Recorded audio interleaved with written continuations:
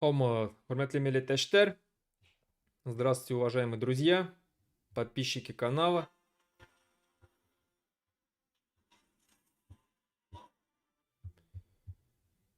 Подписчики канала, сторонники независимого Башкортостана.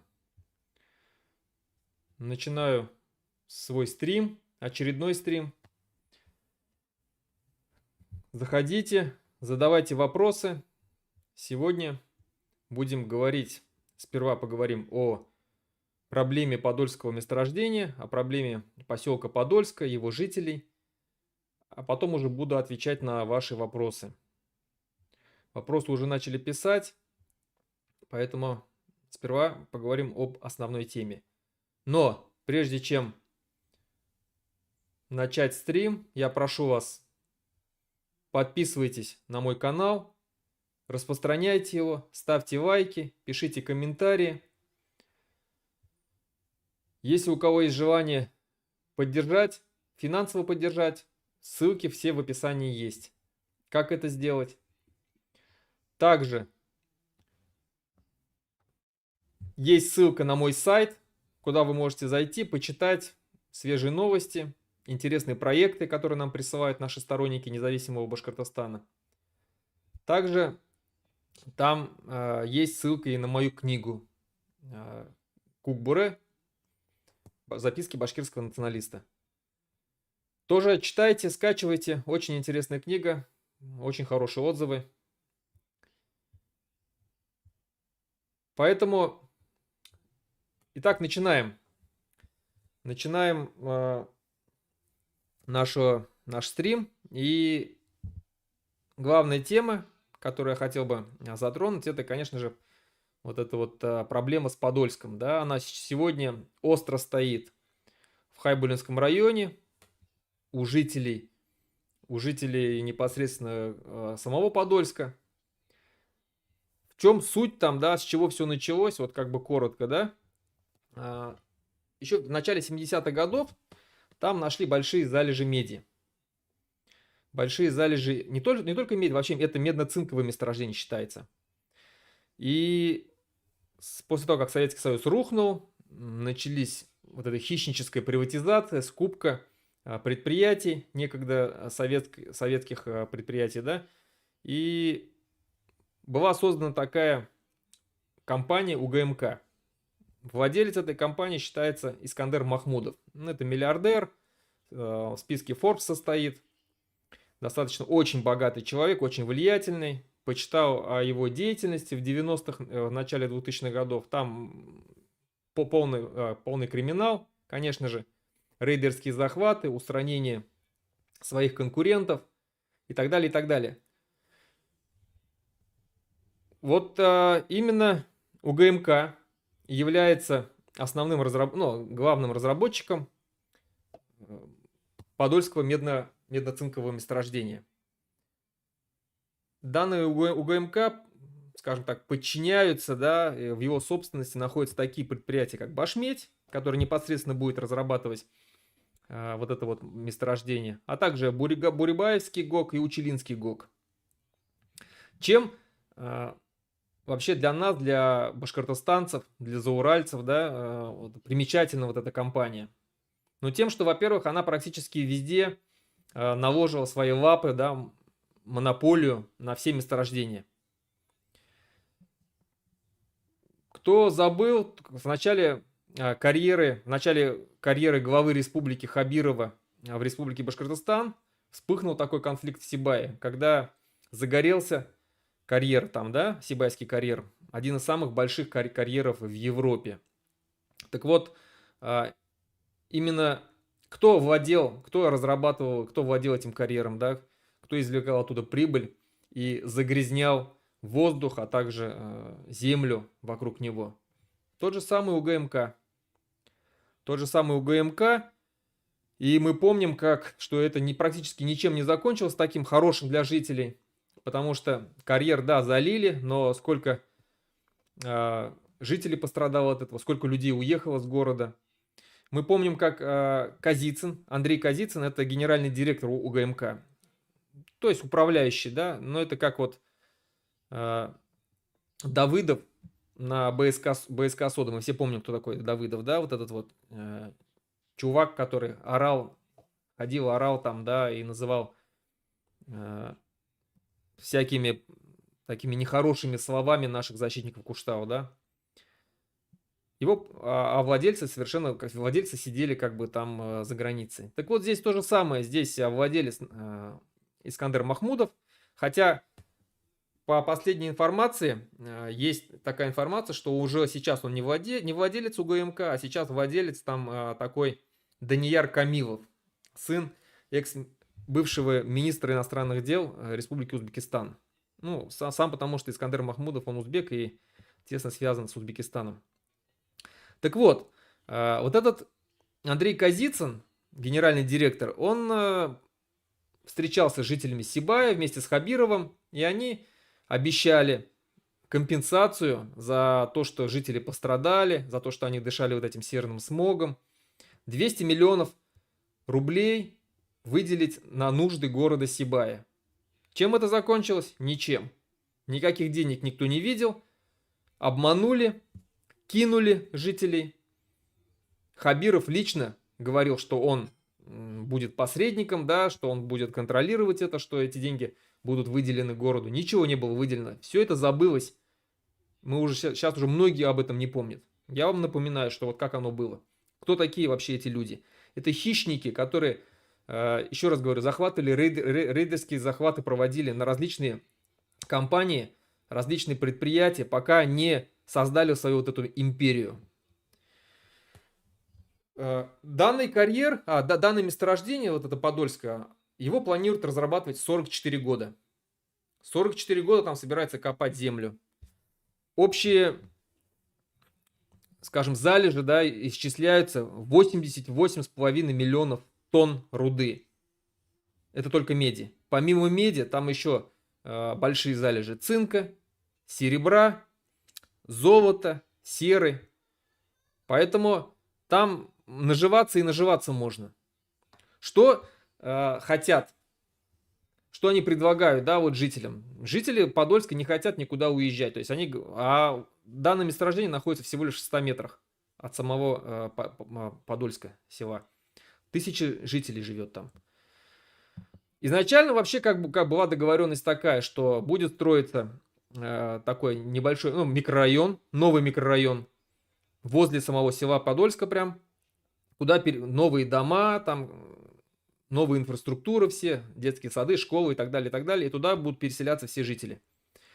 Но ничего так и не начали строить, постепенно начали выкупать, запугивать и выкупать у местных жителей дома, максимум по 1 000 000 рублей предлагают. За 1 000 000 рублей невозможно нигде ничего подобное купить, альтернативу какую-то. Нет, за 1 000 000, где вы сможете за 1 000 000 купить хороший дом? А надо же понимать, что люди живут десятилетиями, да, в этом поселке. То есть у них уже там построены какие-то постройки, бани, гаражи, сараи, дома, там пристрои, земля. Явно там не 4 сотки. Земля там 10-20, у кого-то и 40 соток и так далее. То есть люди обжились, люди прекрасно живут там, чувствуют себя комфортно. И вот тут их собираются переселять.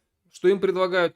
Сперва предлагали, как я сказал, прям в самом же, на краю поселка построить новый коттеджный поселок, но его так сказали и не будут строить. В итоге сейчас им предлагают либо по 1 000 000 рублей, либо предлагают им несколько домов там построить в Сибае, в Акьяре и так далее. Люди не хотят. Люди не хотят уезжать. Туда было несколько сходов. Жители приезжали общественники, самые активные наши экологи, экологические общественники. Разговаривали с людьми, объясняли им их права. И вообще это как правильно сказал Сагит Исмагилов, да, это председатель организации «Патриоты Башкортостана» на одном из сходов, что это очень опасный прецедент. Если сейчас жители спокойно дадут себя переселить, то в дальнейшем это будет распространяться на всю республику. Когда найдут какие-либо залежи чего-либо и просто будут переселять. Переселять, выселять в любое для них угодное место, не считаясь с мнением жителей. Поэтому, конечно же, надо отстаивать свою землю, ни в коем случае не давать себя выселить и не давать себя запугать и не давать купиться на те обещания, которые они дают, но, как правило, они ничего не исполняют, и факт с обманом жителей города Сибая, ну, тому подтверждение. Поэтому недавно туда приезжал Бадранов. Мы помним этого негодяя, этого человека, который избивал по его приказу, да, избивали жители на Куштау. Он лично отвечал за наем этих тетушек, спортсменов. Лично привозил все эти команды туда, которые потом избивали жителей. И я могу с уверенностью сказать, что здесь то же самое они будут делать, если жители будут продолжать сопротивляться. В запасе у жителей Республики Башкортостан есть как победы в отстаивании своих земель, так и поражения, конечно же, да. Такие победы мы все прекрасно помним, они все на слуху у нас. Это же, конечно же, битва за Куштау, это и победа, когда пытались разработать хребет Каркатау в Абзелиловском районе несколько лет назад, да. Мы помним, как отстояли на сходах в Тимясово, в Ишмурзино. Ну и поражения, конечно же, тоже были. И вот яркая тому история такая, это в Сибае, говорю, в Уфе, Карнашпан. Когда люди не смогли отстоять свои земли, свое право на чистую воду, на чистый воздух.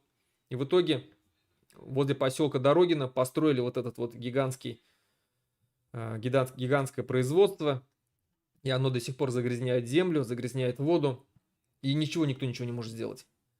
Тогда тоже было большое, сильное общественное такое единение людей. Проходили митинги, сходы, был разбит палаточный лагерь. Потом ночью этот палаточный лагерь сожгли. Сумели вбить в клин между лидерами протеста по Карнашпану. Сегодня они до сих пор непримиримые враги. И люди, лишившись, скажем так, единства, когда лидеры все были разобщены, проиграли. И завод был построен в итоге. Здесь самое главное, нужно сохранять единство, конечно же, защитникам, экологическим защитникам. Вместе с жителями Подольска необходимо принимать совместные благоразумные решения. По поводу же самого вот этого подольского месторождения, я уверен, что сегодня просто действует уже как бы закон силы, да, и они будут пытаться через силу продавливать, начнут сажать, если им понадобится, начнут запугивать людей. Мы можем противостоять этому только огласку. Об этом нужно громко везде вовсю говорить. Пытаться судиться, затягивать как можно дольше вот этот процесс. Почему затягивать? Потому что этому государству, точнее недогосударству, этой империи осталось недолго. Она в любом случае, уже я думаю, что максимум до вот этот подольское месторождение собирается разрабатывать в 2027 году. Я думаю, что до 2030 года эта страна рухнет. Режим этот рухнет. И, конечно же, мы вернем национализируем все предприятия, которые были незаконно у нас отобраны, куплены хищнически, да, вот это вот хищническая приватизация, когда проведена была. Мы будем разбираться со всеми. Те предприятия, которые честно купили, когда проходили торги там, да. Если приватизация происходила цивилизованным путем, все юридические стороны были соблюдены, все законы были соблюдены, тогда да, эти предприятия, если они, скажем так, исправно платят налоги, если они создают рабочие места, если они защищают экологию, конечно же, эти предприятия останутся у владельцев. Но если предприятия были незаконно приватизированы, рейдерски захвачены и так далее, эти все предприятия будут национализированы в пользу Республики Башкортостан. В дальнейшем уже будет решаться вопрос, кто будет там хозяином, будут проведены честные торги. И я думаю, что в любом случае УГМК это точно один из претендентов на национализацию. Все, что сегодня УГМК, а его штаб-квартира находится в Свердловской области, Верхняя Пышма такая, да, такой населенный пункт. Все, что этой структуре принадлежит в Республике Башкортостан, а я сказал, что да, там это Башмет, УГМК, Бурибаевский ГОК, Учелинский ГОК, ну там еще масса каких-либо других предприятий, их много. Все это будет национализировано в пользу Республики Башкортостан. Точно так же будет национализирована, возвращена в Республику Башкортостан и Башнефть, и Салават нефтеоргсинтез будет отобран у Газпрома и возвращен в Республику Башкортостан. И БСК Сода. Все мы помним, что БСК Сода, ее, ну, просто похитили ее акции у Республики Башкортостан. Когда-то она владела 60 с лишним процентов, сегодня она, у нее так и осталось 30 с чем-то процентов. Она не влияет на политику вот этого производства.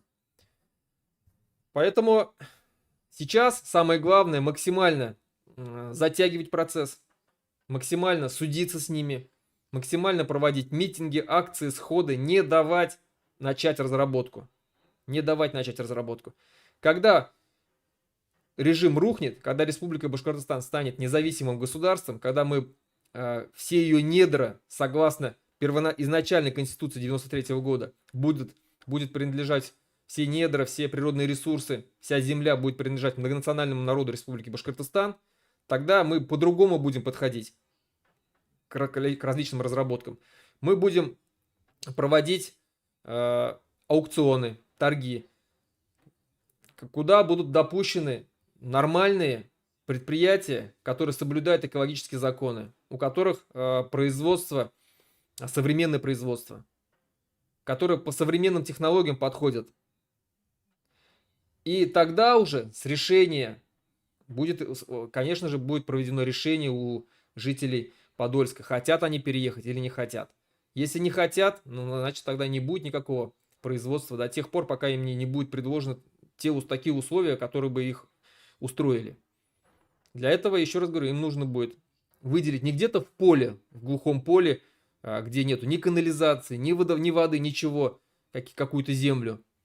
Не где-то на окраинах земли не где-то на окраинах города однокомнатной квартиры, а строить нормальный благоустроенный поселок с централизованной канализацией, с централизованным водоснабжением, со школами, с садиками, чтобы они получали доход от этого производства. Вот все жители Подольска, которые, если будут переселены в благоустроенные дома, они обязаны будут получать доход с производства, с добычи вот этих медно-цинкового месторождения. Все только так, как это делается в цивилизованных странах. И все производство, все, что будет оттуда добыто, оно будет идти не в Москву, не олигархам в карман, а на благо Республики Башкортостан. Доходы будут платиться точно так же туда. Только так. Местные жители должны решать. Местные жители, а Республика Башкортостан, власти Республики Башкортостан, независимого Башкортостана, еще раз повторю, должны прислушиваться к мнению. И только с согласия местных жителей решать этот вопрос. По-другому никак. Сейчас в цивилизованных странах только так решаются эти вопросы. Никто ни у кого не отжимает землю, не изгоняет, ни еще что-либо не делает. Надеюсь, что по Подольску закончили. Пишите свои вопросы, если какие-то, я постараюсь ответить. Так, по поводу вопросов. Сейчас мне присылали в чат-бот, сперва отвечу на вопрос, потом здесь, уже в самом чате. Еще раз повторю, по проблеме Подольска, максимально затягивать через суды, максимально проводить сходы, митинги, акции протеста, максимально давать огласку не только в республиканские, но и федеральные и международные СМИ. Выходить на всех, на кого можно.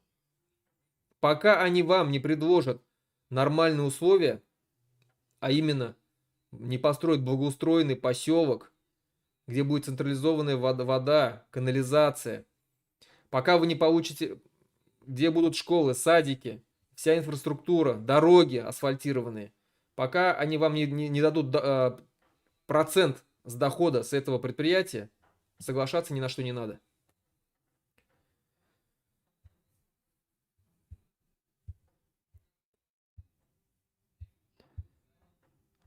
Так, вопрос. Вопрос для стрима. Нужно ли будет в свободном Башкортостане разрешать множественное гражданство, или гражданин Башкортостана должен иметь только один паспорт? Я думаю, что гражданин Республики Башкортостан, ну, тут надо консультироваться, конечно же, со специалистами. Лично я считаю, что, конечно же, гражданство нужно иметь одно. Гражданство нужно иметь одно, гражданин Республики Башкортостан.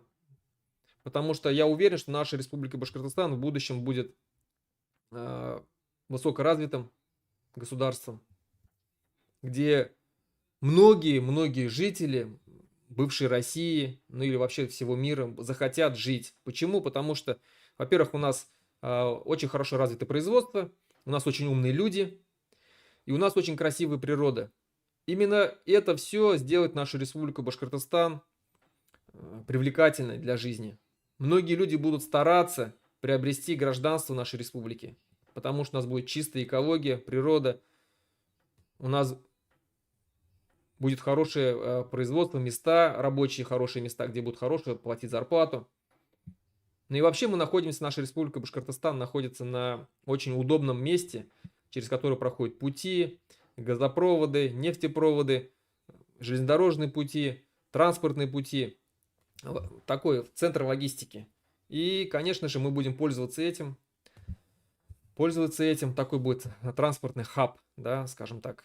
Поэтому Республика Башкортостан это будет очень такое выгодное место для жития, для жизни. Но еще раз говорю, это должны решать специалисты. И, ну, конечно же, правительство Республики Башкортостан. Как оно решит, так и будет. Так, вопрос для эфира. Как прошел эфир с Али Черинским? Что нам, башкирам, ждать между башкирским национальным движением и дагестанцами? Эфир, я считаю, прошел хорошо. Судя по отзывам, многим понравилось. Многие считают, что нужно развивать. Но и сам Али Черинский говорит, что нужен союз между народами Кавказа и народами Поволжья.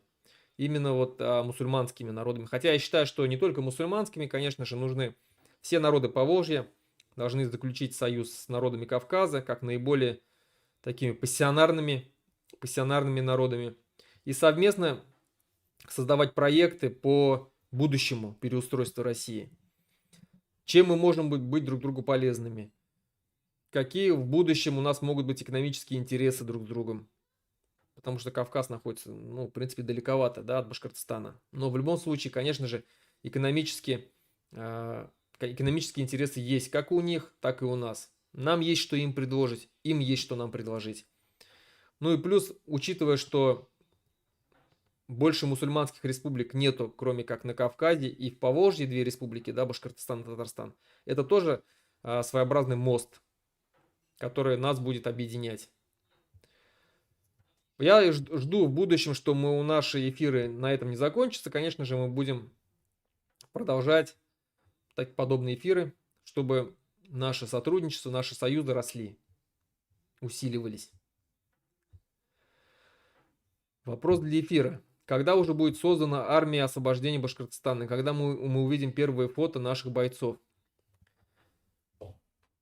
Армия освобождения Башкортостана постепенно, работа в этом направлении идет. Это не такое быстрое, скажем, не такое быстрое работа, да, по которой вот прям раз по щелчку пальцев и все, то есть как бы сделано. Нет, там очень большие переговоры, потому что вы же понимаете, что у нас у нас, у комитета Башкирского национального движения, нету таких денег, чтобы их полностью, наших ребят, обеспечить обмундированием, оружием, нанять высококвалифицированных, скажем так, людей, которые бы нас обучали. Поэтому все это приходится договариваться сегодня с Украиной, с украинскими профессионалами, военными профессионалами. Работа в этом направлении идет. Первые фотографии, первые видео я думаю, что они будут, конечно же, будут. Когда будет, еще пока не скажу точно. В любом случае, еще пока Россия сильна, Москва сильна, путинский режим силен. И в этом сейчас наша задача усиливаться, набирать бойцов, обучать их, когда наступит час X, чтобы наша башкирская армия освобождения смогла вернуть власть народу Республики Башкортостан, избавиться от сегодняшних вот этих вот коллаборантов, которые засели во власти и которые служат Москве. Ну, я имею в виду Хабирова, да, ну или может после Хабирова не факт, что он после этих выборов останется. Вот, поэтому работа, еще раз говорю, идет, и это не та работа, которую нужно вот прям хвалиться, показывать всем, что вот у нас там вот это есть, вот то есть. Главное, что она идет, и главное, чтобы она шла бесперебойно, набирая все больше и больше людей. Так. Тут у нас еще внутри самого комитета возникал вопрос, насколько, скажем, обоснованно то, что мы создаем такую армию, и насколько обосновано то, что нам придется бороться за власть вооруженным путем. Я всегда привожу в пример многие национальные движения, которые добились свободы через борьбу. Единственные сегодняшние независимые государства, которые не добились через борьбу своей независимости, это вот те страны, которые после распада СССР получили независимость. И то есть среди них не все. Если брать такие страны, как Балтия, балтийские страны, да, Украина, они боролись реально за свою свободу. У них были целые движения, сильные движения. Мы знаем УПА, да, бандеровцы. В балтийских странах это были лесные братья, которые очень долго сопротивлялись, очень долго боролись, воевали, уничтожали инфраструктуру советскую, уничтожали коллаборантов. Там борьба на смерть была очень жесткая, продолжалась много-много лет. Допустим, последний партизан литовский из лесных братьев был убит, по-моему, в 1967 году, если я не ошибаюсь. А начали они в 40-х годах, да? То есть, то же самое с басмачи, очень долго сопротивлялись. Поэтому говорить о том, что вот не надо бороться за свое... Ну а как по-другому? Нам, я уверен, никто не даст просто так свободу. Это может произойти только в том случае, если... Это два варианта. Первый, если Россию оккупируют и ведут свои войска страны НАТО, ну или какой-то там мировой коалиции, войдут, оккупируют ее и дадут всем свободу, всем республикам национальным. Будут созданы свои правительства в Башкортостане, в Татарстане, в Чечне, там, Ингушетии и так далее, в Якутии. Вот, то есть как-то указом сверху, действиями сверху тех сил, которые оккупируют Россию и разделят ее, дадут свободу другим национальным государствам. То, что так будет, я в этом очень сильно сомневаюсь. Скорее всего, это очень-очень-очень маленький вообще вариант, процент, что такое может быть. Второй вариант, это если все-таки российские оппозиционные сегодня политики, силы и национальные, и лидеры национальных движений, когда рухнет режим Путина, соберутся где-нибудь в одном месте, создадут какое-то коалиционное правительство временное который будет заниматься, который подпишет указ о распуске Российской Федерации и образовании 84 независимых государств на месте сегодняшних регионов России. Естественно, те регионы, которые были захвачены Украиной, они будут возвращены ей. Остальные регионы получат каждый регион получит свою независимость, и потом уже они будут решать сами свою судьбу. Что они будут делать? Будут ли они отдельно жить как независимое государство? Там та же самая, там, допустим, Саха-Якутия, или какая-то Самарская область, или это какой-то там Ставропольский край, или Новосибирская область. Вот они все станут республиками и сами будут решать, что делать, как им жить дальше. Если они будут понимать, что вот они в одиночку не выживут, им нужно будет с кем-то объединяться, пожалуйста, пусть объединяются в какие-то там федерации, союзы, конфедерации. Может быть, будет создана какая-то конфедерация государств Сибири. Может быть, будет создано какое-то русское национальное государство по границам Золотого кольца сегодняшнего. Может быть, будет создана какая-то Кубанская республика, Ингерманландия и так далее, и так далее. Да. Но я считаю, что Башкортостан, конечно же, заявит о своей независимости и ни с кем не объединяясь, дальше пойдет, скажем так, войдет в семью цивилизованных стран, независимых цивилизованных стран этой планеты Земля и будет жить. Конечно же, будут экономические союзы. Когда нам говорят, нас многие пугают тем, что якобы вот Башкортостан не жизнеспособен, это невозможно подумать о том, что Башкортостан станет независимым государством. Как он сможет таким стать? Потому что он будет окружен со всех сторон Россией. Я еще раз говорю, он не будет окружен со всех сторон России. Почему? Потому что хоть как минимум с запада от нас будет независимое государство Татарстан. На северо-западе будет независимое государство Удмуртия. И даже если мы представим, что остальная территория это будет какое-то общее большое государство, там Россия или еще как-то, да, с чего вы взяли, что она обязательно нас будет окружать там таможнями, не пропускать наши товары, будет нас душить как-то? Для чего им это надо? Я вообще как бы не понимаю всех этих страхов.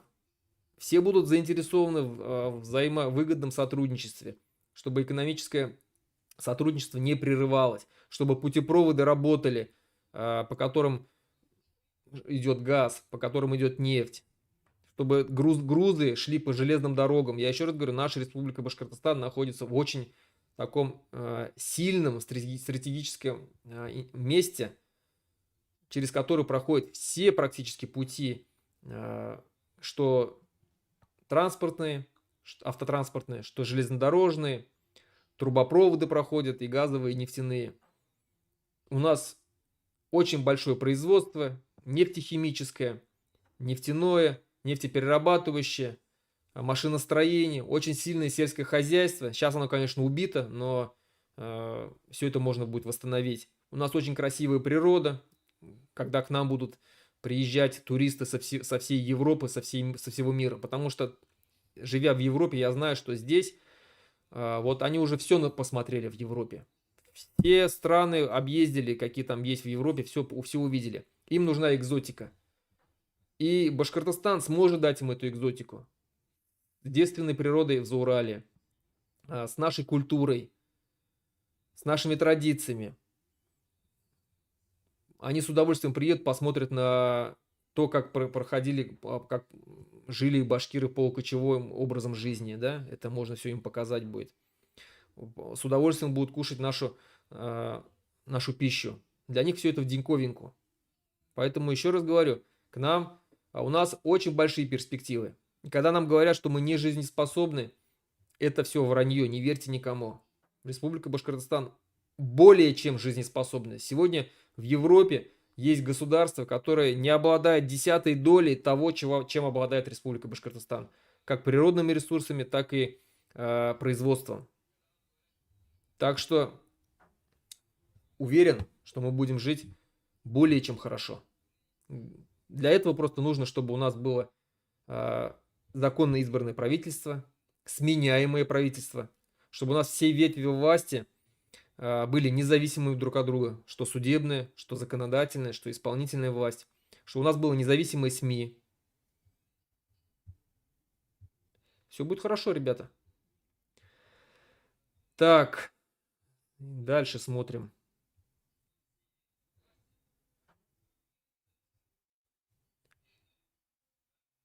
Когда вы станете султаном Башкортостана? Тут один и тот же вопрос постоянно задают. Никогда я не буду, потому что у нас, во-первых, будет президент, во-вторых, я сам баллотироваться президентом не собираюсь. Я считаю, что у нас есть умные люди, молодые люди. Я вообще делаю ставку на молодежь, на образованную молодежь. Я уверен, что они поведут нашу республику в будущее. Так.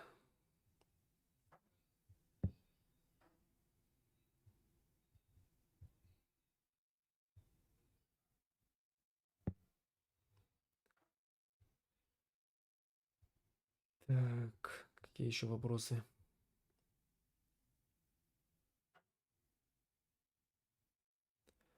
Руслан, я думаю, вам надо попробовать создать бригаду в Украине, чтобы воевать против РФ. После победы Украины на этой основе будет освободительная армия Башкортостана. Ну, что-то подобное мы и делаем.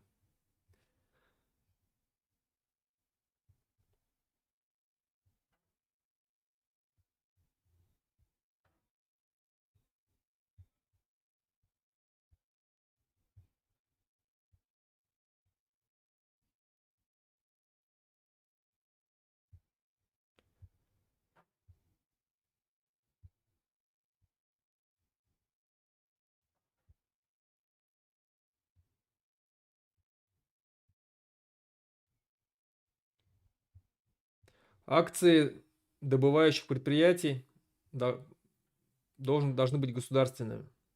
Не все. Стратегически важные предприятия, контроль, возможно, и должен быть у государства, но остальные должны быть в частной собственности.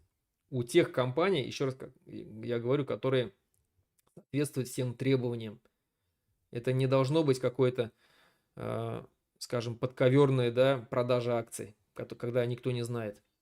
Также необходимо будет, конечно же, обеспечить акциями и самих работников этих акций, чтобы они непосредственно получали доход.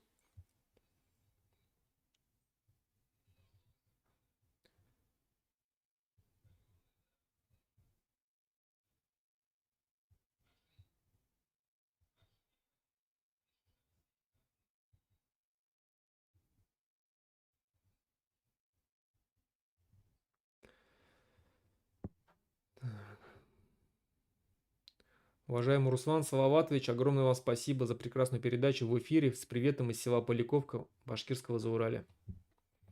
Вам тоже большой привет. Поляковка — это Учительский район. Был я там.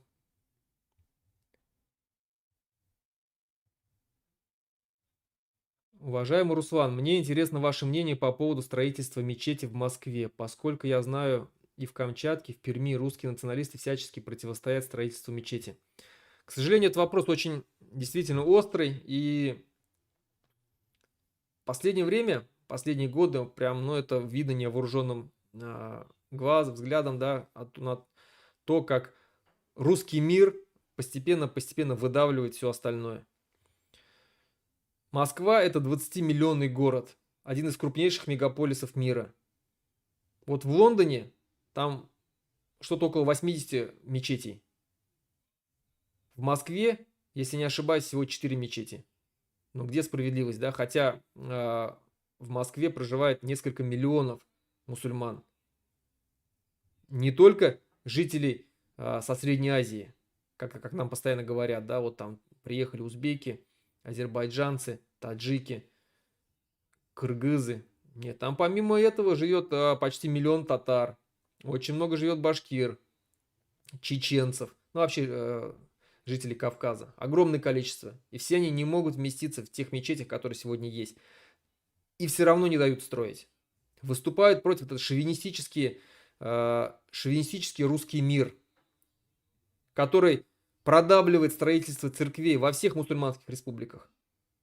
Мало того, мы помним, да, скандал с городом Башкорт, с нашим историческим городом, когда на его месте пытались построить церковь. Но это явно было издевательство. И спасибо большое, я очень благодарен всем тем, кто выступал против. И то, что смогли отстоять. Это же был бы плевок жителям Республики Башкортостан. Поэтому, к сожалению, сегодня вот сейчас мне прислали о том, что такой скрин, где есть такая организация «Русская община». Она всероссийская, и она открыто призывает убивать мусульман, открыто призывает убивать нерусских. И она активно действует, открыто и активно, легально действует в Республике Башкортостан. Возглавляет ее такой Константин Кузнецов. Это бывший, даже не бывший, он действующий русский националист, который проводил русский марш. Один-единственный марш, который здесь прошел в 2013 году. Мы частенько тогда пересекались, потому что враждовали с ними, очень много с ними спорили. И вот тогда они были, скажем так, их власть не поддерживала. Они были маргиналы. Но сегодня, скажем так, политика страны поменялась. К русским шовинистам, к русским националистам повернулась власть лицом.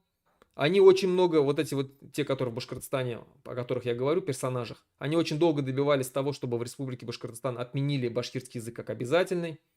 В итоге они добились этого, они проводили митинги здесь постоянно, ныли, постоянно собирали там какие-то собрания о том, что наши дети не могут учиться русскому языку, им мешает башкирский язык. Ну вот это вот давили на это, что мы не могут ЕГЭ сдавать там по русскому языку, потому что часы, которые отведены на башкирский язык, их можно было бы использовать на изучение русского языка и больше подготовиться к сдаче экзаменам. В итоге язык отменили. Путин, да, пошел навстречу этим русским шовинистам, потому что сам русский шовинист. И что как-то увеличились стобальники по русскому языку среди русского населения Башкортостана? Нет. Какой процент был, такой остался. То есть башкирский язык никак не влиял на успеваемость русских детей изучать свой же русский язык. Это была сознательная политика просто для того, чтобы убрать башкирский язык. То же самое с мечетями. У нас мечети в Москве не дают строить, еще раз говорю. Не только в Москве, но и в других русских городах, где живет множество мусульман, не дают строить.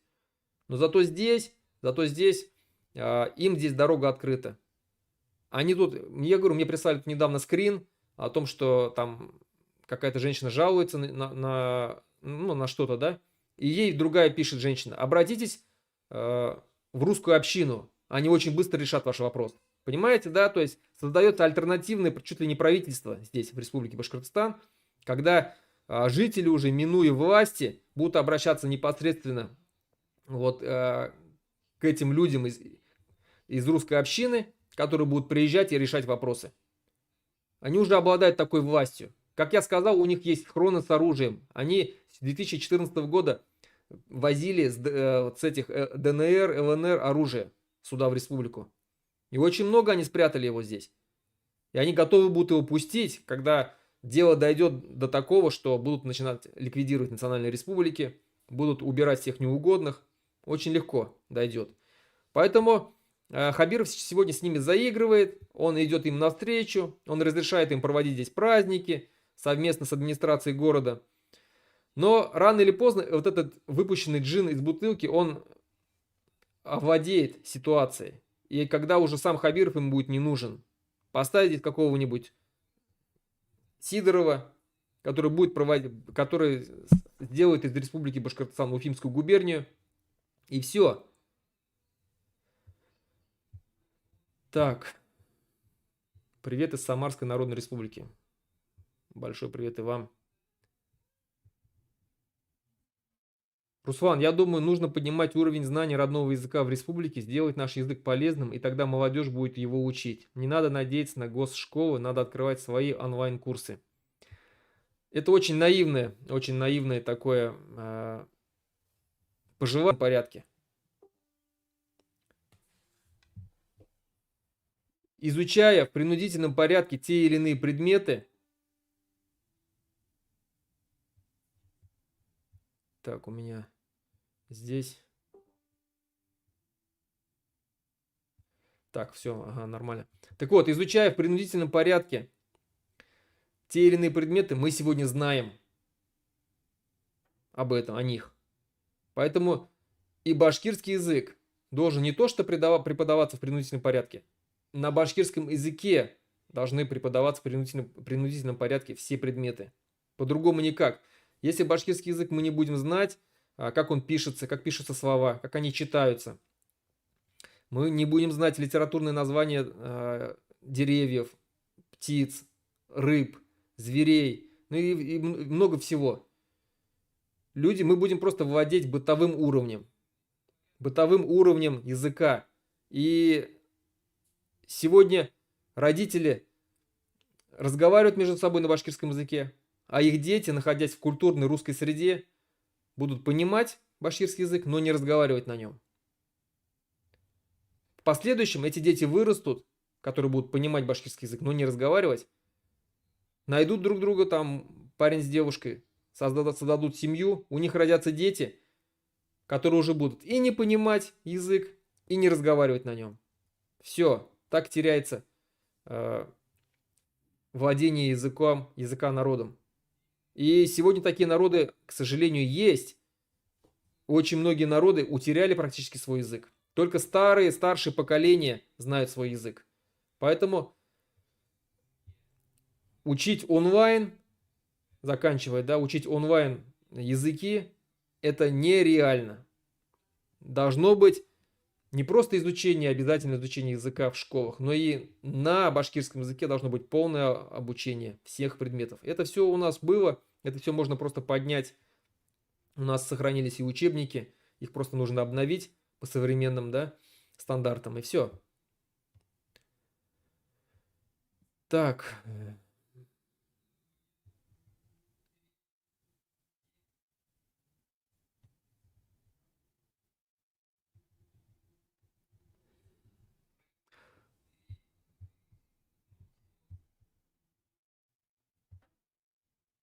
Руслан, реально ли надеяться, что республики будут бороться за свободу? Ведь многие аффилированы в российскую экономику, не хотят отходить от устоявшей жизни. Не хотят уходить от устоявшей жизни кто? Только чиновники, которые сегодня получают хорошую зарплату, сидят в теплых местах чиновничьих и имеют свои плюшки с этого.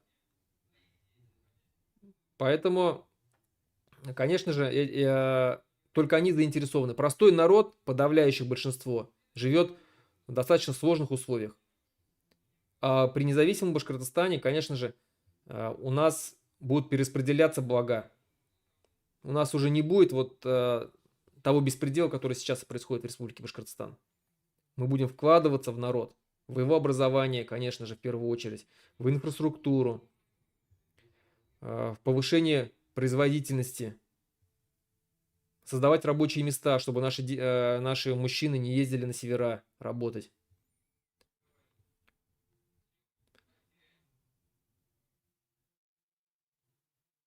Руслан, я через других блогеров узнал, что был один из латвийских, ну как Ванга, он в 1957 году прогнозировал, что будет взрыв в Москве, только когда эту... Так, ладно, этот вопрос мы упустим.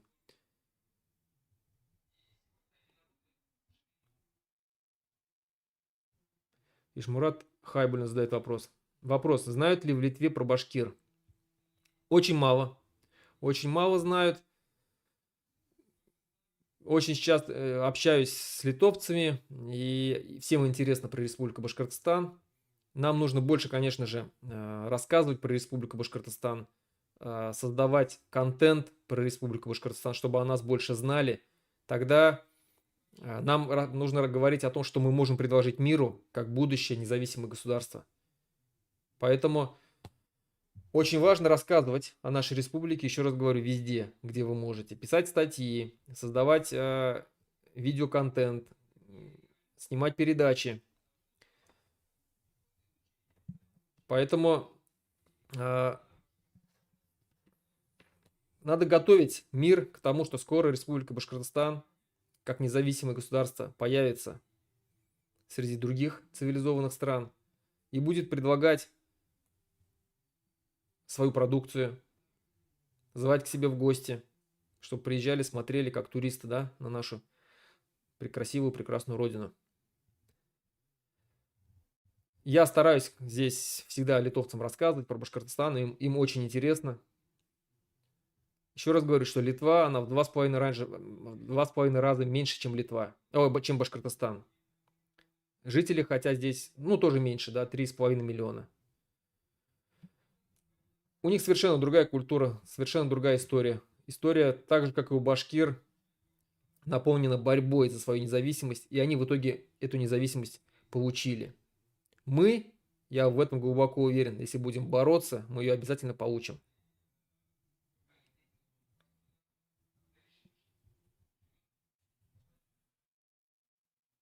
Руслан, почему тет-а-тет не поговорите с Уралом Рахимовым о его участии в судьбе республики? Он тяжеловес, он не молод, и он может повлиять на события. Признаюсь честно, мы пытались выйти на Урала Рахимова. Этот человек, как я понял, совершенно не интересуется судьбой Республики Башкортостан, судьбой башкирского народа, ему плевать. Он никак не проявляет себя, не выходит на контакты, не выходит на связь. Этот человек думает, что украв деньги у жителей Республики Башкортостан, он, скажем так, будет продолжать жить и спокойно там, да, закончит свою жизнь в Австрии. Нет, когда Республика Башкортостан станет независимым государством, мы обязательно через суды, еще раз говорю, вернем все те деньги, которые он украл у жителей Республики Башкортостан.